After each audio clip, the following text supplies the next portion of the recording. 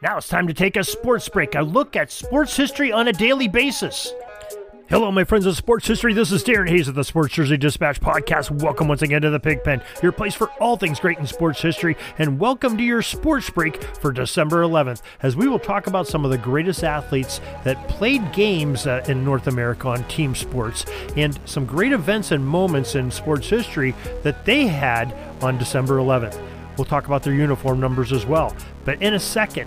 Before that, let's talk about how you can get a hold of us to give us feedback. We'd love to hear your feedback. You can do it by sending emails to us, pigskindispatch@gmail.com. We'd love to hear from you. Love to hear what you're thinking about, what you like, what you don't like, and maybe what you'd like to see. So please do that, pigskindispatch@gmail.com. Now your uniform numbers for December 11th that we will talk about are numbers 32, 5, 26, 17, 16, 19, 11, and number 9. December 11th, 1949 is where we'll start on the calendar, and Chicago Bears quarterback and former Heisman winner that we talked about just a few days ago, number 32, Johnny Lujack, passed for 6 touchdowns versus the Chicago Cardinals as the Bears cruise to a victory 52-29 over the Chicago Cardinals. December 11th, 1951, Joe DiMaggio, the longtime number 5 of the New York Yankees, announced his retirement from the game of baseball. What a career Joe DiMaggio has had. We've talked about him in a plethora of different dates here, especially during the baseball season, those summer months.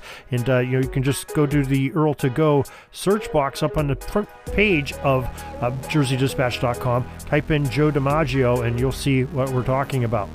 December 11, 1966, Al Nelson, number 26, a defensive back of the Philadelphia Eagles, set an NFL record when he returned a missed field goal, get this, 100 yards.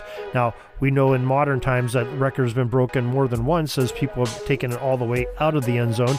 And in fact, even a 109-yard return occurred in the NFL.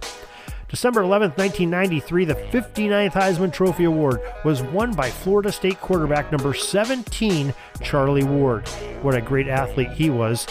Did not get to play in the NFL, but was a heck of an NBA player in his own right, because he played on FSU's basketball team as well that did pretty well.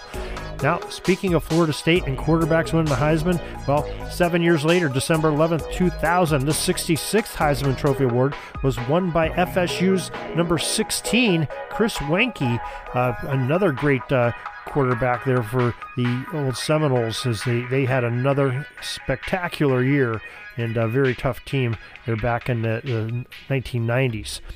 December 11th, 2002, Joe Sakic, number 19 of the Colorado Avalanche. He scored his 500th career goal against the Vancouver Canucks. December 11th, 2004, the 70th Heisman Trophy Award was won by USC quarterback number 11, Matt Leinart. And finally, we move to December 11th, 2021, and the 87th Heisman Trophy Award was handed out and won by Alabama quarterback number 9, Bryce Young, who, man, can that guy play? He could run, he can pass, he could do it all, and has a great mind on him. And we can't wait to see what he does at the next level of professional football. And just some tremendous quarterbacks we got to talk about today. A lot of them winning the Heisman. There's a Heisman Trophy quarterback day, December 11th, throughout history. And if you want to learn more about history of sports, well, you can check out all of our podcasts we have. Your favorite podcast provider has the Jersey Dispatch podcast. And also you can go to sportshistorynetwork.com and pigskindispatch.com, who we have some great items there. Thousands of hours of podcast downloads and hours upon hours of reading and looking at some great photos of sports history. You'll learn a lot there, family friendly for the whole family, and I think you'll really enjoy yourself when you're looking for something to do. So till tomorrow, everybody, have a great sports history day. To mention that we have a great contest coming out for you that join up with our newsletter and participate in it by reading it and opening up and clicking. We'll be monitoring that, and some folks that do that, we'll be awarding some special prizes that we have coming out, and some of it may be some editions of a great book that you can get in hardcover right now, great for a Christmas present. It's available on Amazon, Barnes & Noble, Books A Million, and Walmart, and that is Spies on the Sidelines, The High-Stake World of NFL Espionage by Kevin Bryant. Kevin, would love to have you buy his book, but we're also going to be giving away 2 ebooks here by the middle of December by folks that are looking at our newsletter. So make sure you take advantage of those opportunities. This penalty kill is almost over. I got to get back out on the ice. But thanks again for joining us for another great edition of Sports Jersey Dispatch Podcast. We'll see you tomorrow. We invite you to check out our websites, jerseydispatch.com and pigskindispatch.com. Not only see the daily sports history, but to experience the preservation of great events and people that play the games. Find us on Pigskin Dispatch. It's also on social media outlets of Facebook, Twitter, Instagram, and don't forget the Pigskin Dispatch YouTube channel. You get all your daily sports history. Pigskin Dispatch is happy to be associated with the Sports History Network, the sports headquarters of yesteryear, found at sportshistorynetwork.com. This podcast is part of the Sports History Network, your headquarters for the yesteryear of your favorite sport. You can learn more at sportshistorynetwork.com.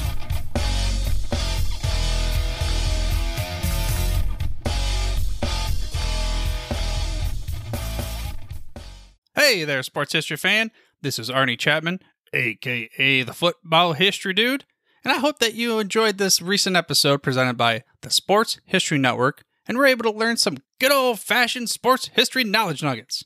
I started the Sports History Network back in 2020 with the mission to help podcasters find a community of like-minded sports history nerds, as well as helping aspiring podcasters to start their own shows. We have a little bit over 30 shows on the network right now covering all sorts of sports history, but as far as I'm concerned, we're just at the toothpick in the ocean moment, that can't even figure it out because there's so much more coming. We wanted to create the ultimate headquarters for sports yesteryear, starting with Podcast Network and our website, but we're going to continue to move into other mediums as well. And here's the cool part, because we want you to be part of our team. So if you're interested in starting your own podcast, or maybe being a guest on one of our shows, or who knows, maybe even writing an article for us over on the website. Seriously, all you gotta do is reach out to us on the contact page over at sportshistorynetwork.com. You can be as technologically savvy as a Neanderthal tapping on a stone trying to figure out this whole hieroglyphics thing back in the day. Again, it doesn't matter, because even if you don't understand the whole podcast space, we have a production team that can pretty much help you out with doing everything. All you gotta do, head over to sportshistorynetwork.com, head to the contact page, fill it out. That message goes right to me, and I'll reach out to you as soon as I can. But for now, dude, I'm through if you're through.